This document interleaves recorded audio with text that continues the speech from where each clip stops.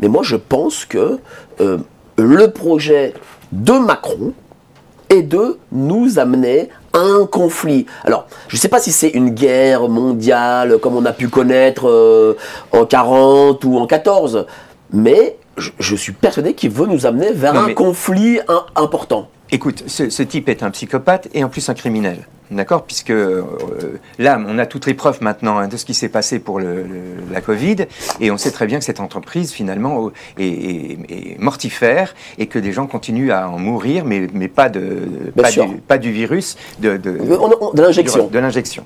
Ce que j'appelle l'injection létale, qui a été abusivement baptisée vaccin. Donc, ce type est un criminel. Quand il ne sera plus au pouvoir, s'il n'est plus au pouvoir, parce qu'il va, attention, parce qu'il va tout faire pour s'y maintenir, y compris, il va essayer de déclencher une guerre mondiale pour ça. Parce que si demain il déclenche une guerre mondiale, il restera au pouvoir, hein, article 16, etc., etc. Bon. Donc ça, il faut absolument l'empêcher, et c'est pour ça qu'il faut très rapidement que les Françaises et les Français descendent dans la rue. Mais il y a d'autres façons de descendre dans la rue, je m'en expliquerai que celle des marches. Il faut s'asseoir dans la rue.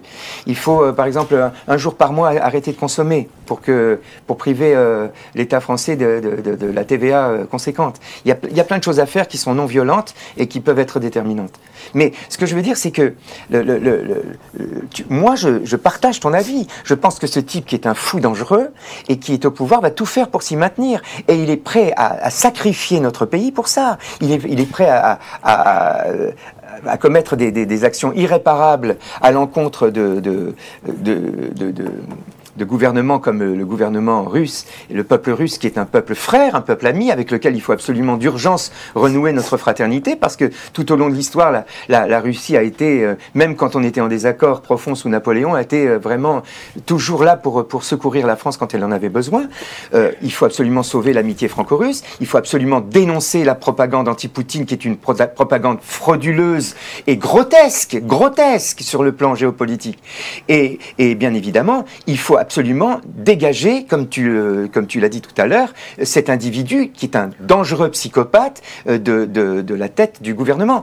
Et pour ça, on a des moyens pour le faire. Mais pour ça, il faudrait que la représentation nationale, au lieu de gesticuler sur des principes électoralistes qui n'ont rien à voir avec ceux dont a besoin notre pays en ce moment, il faudrait que la représentation nationale fasse valoir le fait que notre Constitution a été violée à plusieurs reprises par l'actuel occupant de l'Élysée, qu'il y a donc prévarication, que le délit de prévarication est puni par la Constitution, notre Constitution, la Constitution de la Ve République, qu'elle prévoit des protocoles pour justement empêcher le prévaricateur de continuer à commettre ce délit et à lui faire quitter le pouvoir. Il faut que la représentation nationale aujourd'hui fasse preuve de maturité et engage le protocole de destitution. Mais comment tu vois justement les gens, parce qu'il peut y avoir des institutions seulement si le peuple dans sa majorité met la pression pour qu'il y ait destitution. Bon, il se trouve que maintenant je refais les reportages terrain, micro, caméraman, etc.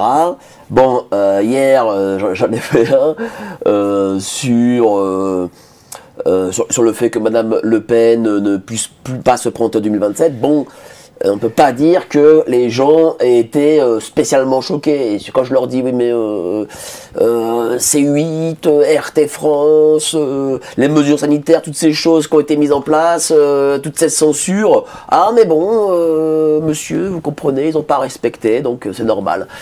Donc, alors peut-être c'est le microcosme parisien, c'est possible aussi. Mais quand t'entends que les gens, en réalité, se mettent très souvent derrière l'État, lorsque l'État fait des décisions iniques, j'ai pas l'impression que demain ce soit 1789. Bon, alors je vais te répondre en allant dans ton sens et aussi en objectant. Dans ton sens, à un moment donné, on a les gouvernements qu'on mérite. Hein. Je veux dire, à un moment donné, oui. Le peuple français, quand il a voulu descendre dans la rue, il est descendu dans la rue. Je me rappelle, encore une fois, des Gilets jaunes. Je me rappelle, quand il y a eu le mariage pour tous, tu avais 1 million de personnes dans la rue. Là, c'est la guerre mondiale et tout le monde reste à la maison. Bon, donc effectivement, tu peux t'interroger sur l'absence de mobilisation au niveau du peuple français, et même t'en inquiéter. Moi, je m'en inquiète fortement. Mais, comme je te disais tout à l'heure, aujourd'hui, où se trouve la contre-proposition possible à l'actuel système, elle se trouve, j'allais dire, entre les mains de ceux qui ne votent pas. Aujourd'hui, pour pouvoir agir et changer de système et changer le paradigme, il faut, hélas, utiliser les moyens du système. Tu ne peux pas le faire autrement. Sinon, voilà. Aujourd'hui, on a un régime qui est illégitime, mais qui est légal, comme sous Vichy, en France. Exactement la même chose. Donc, le problème, c'est que cette grande majorité du peuple français qui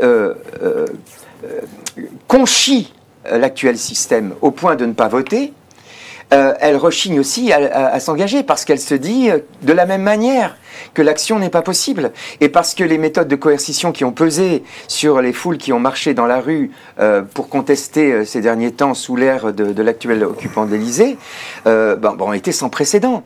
Donc il y a à la fois un sentiment que de toute façon on ne peut pas agir sur le système qui fait que les gens ne s'engagent pas, et ceux qui font partie du système et qui continuent à voter pour les mêmes attendent de leur représentation qu'elle agisse. Elle se dit à juste titre, c'est pas à nous d'agir, on a élu des gens pour ça, et les gens qui ont été élus pour ça ne font pas ce pourquoi on les a élus. Donc ça aboutit à une sorte d'inertie dont joue l'actuel occupant de l'Élysée et toute sa clique de mafieux. Ils jouent là-dessus. Ils jouent là-dessus. Et aujourd'hui, on a de moins en moins de droits dans notre pays. Et on en aura de moins en moins. Avec l'euro numérique, on n'en aura plus du tout. C'est-à-dire que, avec le pass social, comme en Chine, voilà, un jour, on va te dire, t'as consommé trop de sauce tomate, tu seras puni, voilà, on te coupe les vivres. Il faut absolument empêcher ça. Et ce système-là, il faut absolument empêcher qu'il s'établisse. Il est en train de s'établir. Et pour ça, il faut effectivement, d'urgence, que la représentation nationale accomplisse son devoir en faisant valoir que l'actuel occupant de l'Élysée est un prévaricateur et en le punissant pour cet acte de prévarication qui est passible d'une punition par la Constitution française. Il faut actionner ce levier. Si on n'actionne pas ce levier, hélas, effectivement, même s'il ne faut pas confondre, comme tu le dis très justement, un micro-trottoir avec le peuple français, je ne ressens pas, disons, une grande mobilisation, alors que ce qui est en train de se passer dans notre pays est une tragédie. C'est gravissime, tant sur le plan économique que sur le plan social, que sur le plan politique.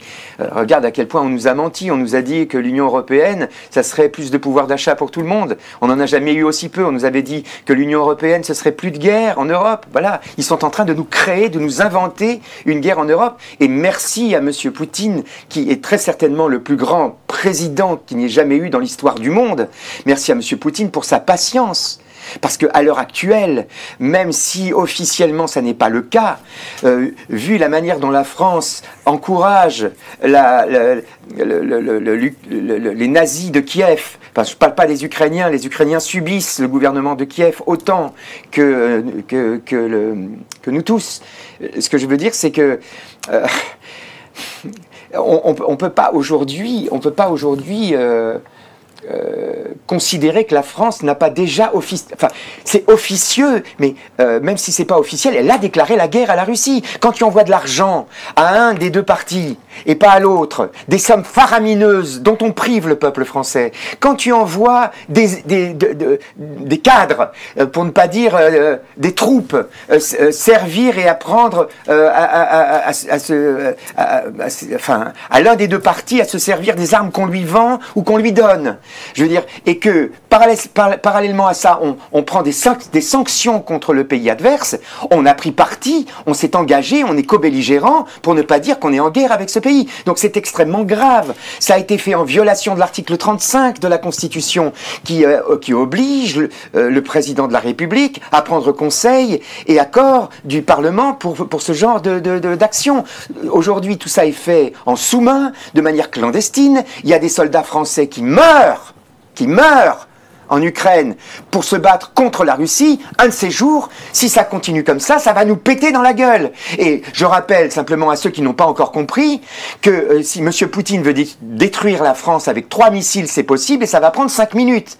Alors que nous, on n'est même pas sûr qu'ils atterrissent là-bas avec la DCA qu'ils ont.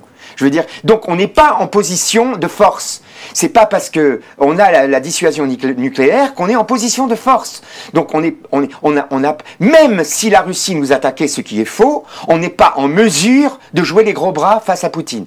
Donc il faut que ça s'arrête d'urgence. Il faut que les gens prennent conscience que la situation est grave.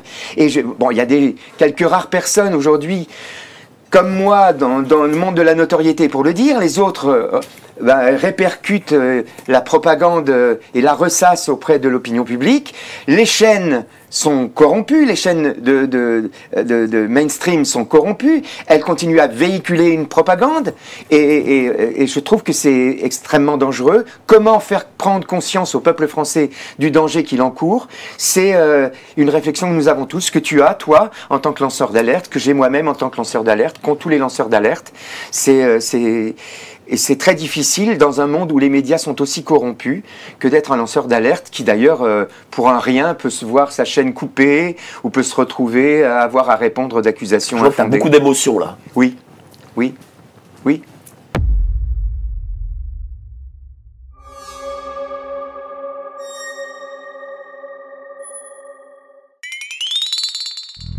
Yeah.